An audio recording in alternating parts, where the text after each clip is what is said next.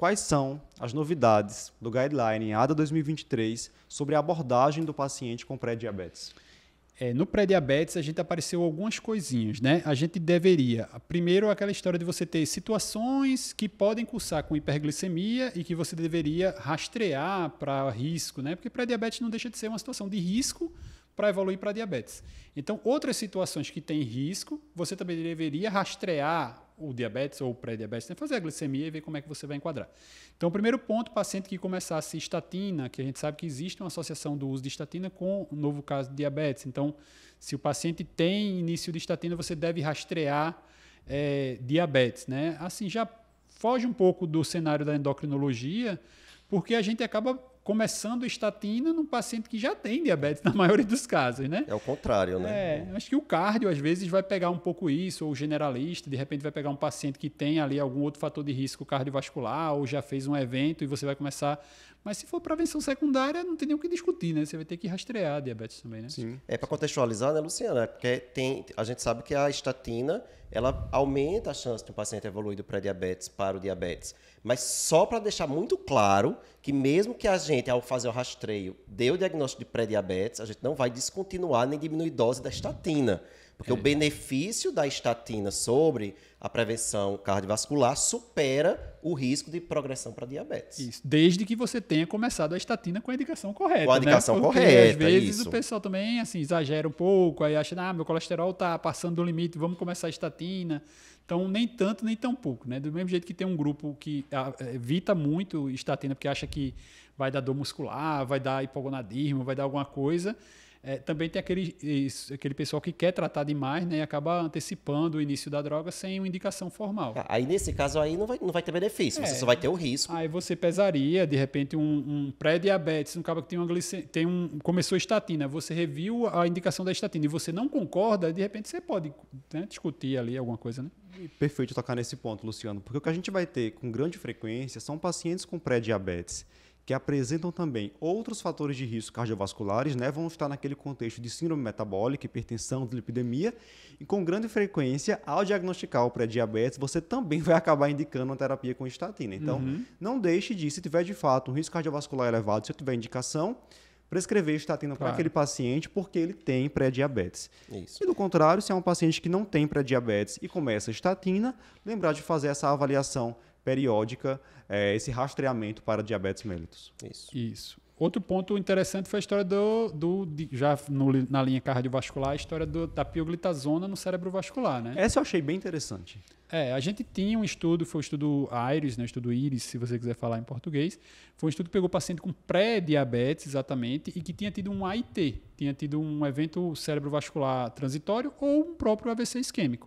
Então, aquele paciente ele ainda não tinha diabetes, ele tinha um cenário de pré-diabetes e usou pioglitazona, reduziu o novo evento, né? Então, a pioglitazona entrou ali quase naquele que a gente vê hoje, né, de SGLT2 em diabéticos e não diabéticos. Então, pegou não diabéticos, uma droga que serve para tratar diabetes, e ela, por seus efeitos vasculares, acabou reduzindo a chance de ter um novo evento, né, independentemente da questão do controle glicêmico, né? AVC, no caso, o evento. Isso, né? o evento cerebrovascular, né, AVC. Então, a gente vai considerar a pioglitazona nesse paciente que tem pré-diabetes, que já sofreu um AVC, seria isso? Isso, e aí foge um pouquinho porque a gente tem que a droga que normalmente se usa para tratar pré-diabetes é a metformina, né? Mas aí, assim, a finalidade de usar metformina no pré-diabetes é evitar que você vire diabético. A finalidade de usar pioglitazona nesse cenário é evitar que você tenha um novo evento cerebrovascular. É quase uma prevenção secundária na história. Já teve um primeiro evento. Né? Mas a gente também tem uma evidência de que a pioglitazona evita essa progressão para diabetes. Acaba reduzindo essa progressão, né? Mas aí fica aquele cenário específico dentro daquele ponto, ali caberia a pioglitazona, né? É mais uma individualização que a gente já tinha em relação ao pré-diabetes, inclusive tem na diretriz da SBD, de você fazer no pré-diabetes a pioglitazona para pacientes que têm hepatite não alcoólica.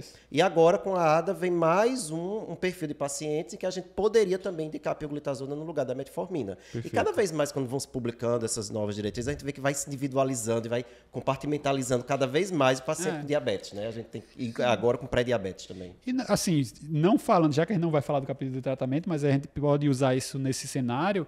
ele coloca que se você tem outras comorbidades e você tem uma droga que vai ter benefício para a comorbidade, você trata a comorbidade. Então, por exemplo, um paciente que tem obesidade e diabetes, que é a maioria, Sim. se você vai iniciar um GLP-1 para tratar a obesidade, você está tratando o pré-diabetes também do mesmo jeito, né? É aquela história, a indicação da medicação não vai ser o pré-diabetes. Se a indicação for só o pré-diabetes, a indicação é metformina. Isso.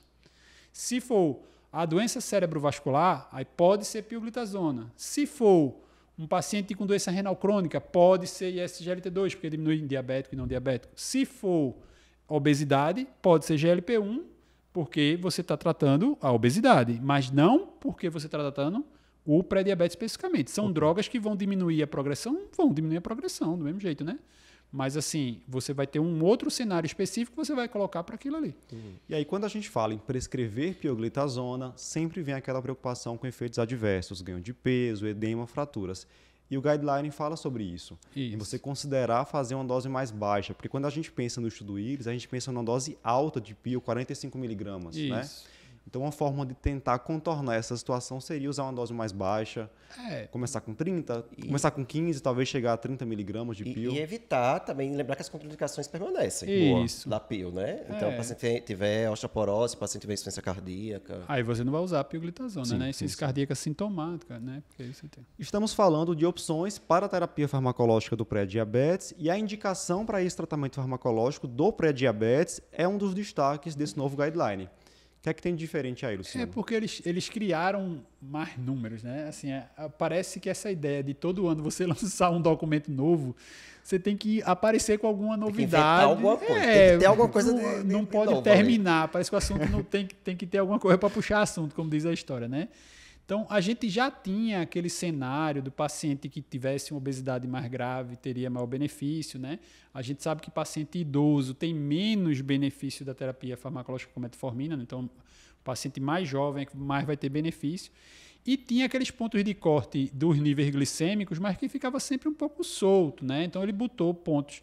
Já tinha uma recomendação, glicemia de jejum acima de 110, aí você poderia considerar tratamento farmacológico. Hemoglobina glicada acima de 6, né? Porque o intervalo é 5,7 até 6,4. Então, se tivesse do 6 para cima, você teria uma maior tendência de progressão, então tem uma maior tendência também de começar medicamento. E colocaram o TOTG aí no meio, né? O TOTG é um teste de tolerância, onde a gente usa uma sobrecarga de glicose com destrozol e dosa 2 horas depois. Se der acima de 200, já é diabetes.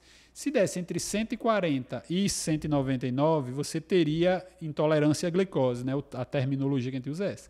Aí botaram 173 aí no meio, né? Como se fosse talvez aí um ponto intermediário, nem dá no meio, né? Dá um pouquinho mais para cima, né? Sim.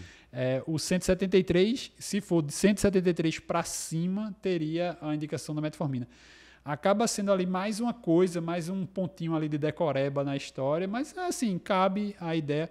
Já caberia, né? A gente já sabe que se o paciente tem glicemia de jejum alterada e intolerância, ele tem um risco maior de progressão para diabetes do que o que tem só glicemia de jejum alterada, né? Então, acho que é um somatório. Se você pegar glicemia alterada, hemoglobina alterada, TOTG alterado, a chance de virar diabético é muito alta. Então, aí cabe, né? E na prática, já era uma coisa que incomodava. Assim, pelo menos para mim, quando eu vi um TOTG que vinha ali 190, por exemplo. Tá, não fechei diabetes. Mas bateu ali, chegou muito perto. Então, isso já me incomodava. Será que esse paciente não merece a metformina? Eu ia comentar exatamente isso. Poucas vezes eu deixei um paciente com TOTG 2 horas de 180, 190 e para casa sem metformina. Na prática, é só estar ali autorizando mais. Embora, que assim, quando ele lista as indicações lá na diretriz, ele não coloca essa história do TOTG 173 ali como se fosse uma indicação mais formal. Ele bota lá mais embaixo, mais discreto, mais tímido. Ele bota como um critério a mais. Vai intensificar tratamento, né? E ele bota intensificar tratamento, né? Você bem solto, né? Você diz, olha, agora você tem que realmente ver mais. E aí, como o Luciano colocou, essa intensificação poderia ser um análogo de GLP-1 para um paciente que tem obesidade, por exemplo, né?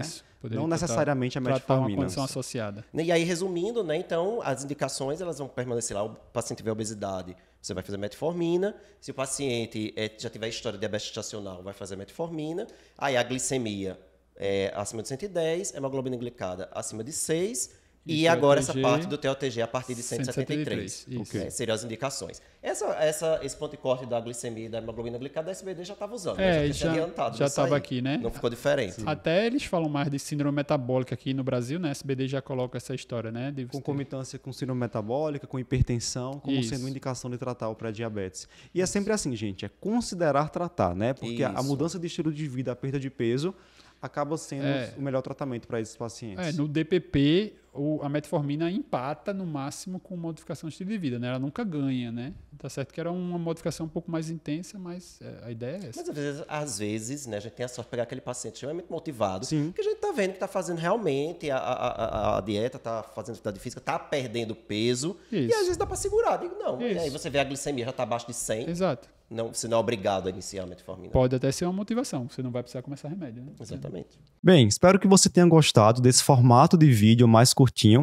Se você gostou e quiser ver outros vídeos como esse, clica aqui nesse vídeo. Tem um formato parecido, o pessoal gostou bastante. E se você quiser conhecer, quiser assistir ao vídeo que deu origem a esse corte, né? Esse vídeo ele foi retirado de um outro maior, de um outro completo. Clica aqui à esquerda que você poderá conferir o nosso conteúdo completo.